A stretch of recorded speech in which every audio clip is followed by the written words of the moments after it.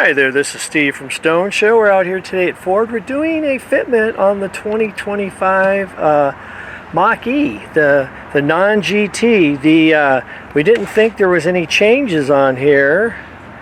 The GT is the same, but it looks like they moved the fastener that we use to do our fitment under this car. They moved it back, so that changed everything. So we really thought it was the same, but it's not. So we're going to go ahead and do a fitment on that. We're going to do the center mount here, and it's going to go on that lower center, and it's again, it'll be very similar to the 24 and down, but this for 25, this is a completely new bracket. So whatever you do, do not order the old bracket because it will not work. So with that, we're going to go ahead and get started. I'll turn it over to Mike and take it from there. All right, thanks, Steve. So like Steve said, this is a 25, and it is different than a 24, although they do appear to look the same. So it's still going to be a no drill, still going to be a combination of 3M tape and a fastener, but it's going to be a little different base plate.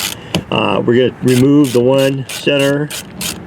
It's a 4.2 by, I don't know, 25. It's got a 7mm head on it. We'll be taking this out, but we will not be reusing it. We'll be using a 4.2 by 35 along with a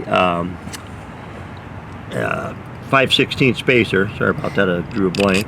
And then so the screw through the base plate and then the spacer on top. Now if you notice, this has 2 strips of 3M tape. So prior to putting it on, you're going to remove the protective film, and then up underneath here we're gonna give you an alcohol pad, and you're going to clean the area where this makes contact. Now if you're not sure, you can always put your base plate up there first, see where it's going to hit, clean the area, and then go ahead and start your screw. Now this is, you want to keep this nice and square as possible. This is fortunately one where, like if it was just a 3M only, once you stick it, it's kind of there. This will allow you to move it a little bit, but again, try to get it as close as possible. I like to like tighten it up and leave it a little loose like it is. Take the front, slide it on, and that way you can even go beyond the pull pin if you want to get it so that you get it nice and straight up against it. You can also have somebody help you and get it nice and square, and then once you're happy with it being square, then continue to tighten this screw up, and once you get it like where it's good, you can pull this off and get it out of the way. This is going into a metal J-clip, so don't be afraid to tighten it up. Nice and snug. This is kind of wavy here, so one of the other reasons it's important to tighten this is that's going to draw this base plate up and make sure it's nice and flat, so when you put your bracket on, the license plate's not crooked. So anyway, so you're going to tighten that up good and tight. You can see that's nice and solid. Then you're going to go ahead and grab your front plate.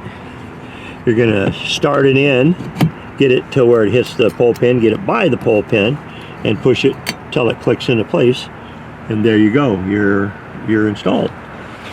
Okay, I'll just add one other thing I want to add is that tape that we're putting on there is just to keep the bracket from moving left or right, so it doesn't pivot or rotate. The screw is what's going to actually hold the base plate in, your bracket in, so don't just use the tape. Make sure that you use some WD-40, for example, on your pull pin. Lubricate it from time to time, and if you go through a car wash, you must remove the front, because if they have a brush or a roller, it will damage it. So those brushes and rollers are heavy, and while this aluminum is durable, it's not going to do well against a much heavier item. So anyway, your license plate will go on the front there, and you are done.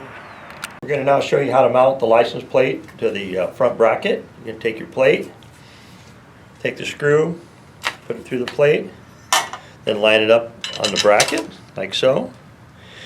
Put the nylon lock nut on it. Now the nylon lock nut will have a nylon ring and then no ring, so the ring goes to the outside. So when you put it on, make sure the ring goes to the outside.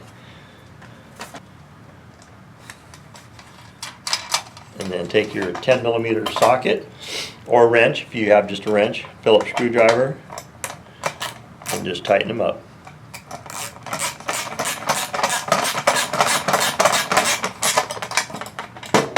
Ring in there is going to keep it from rattling off. So there you go. That's what it should look like when you're all done.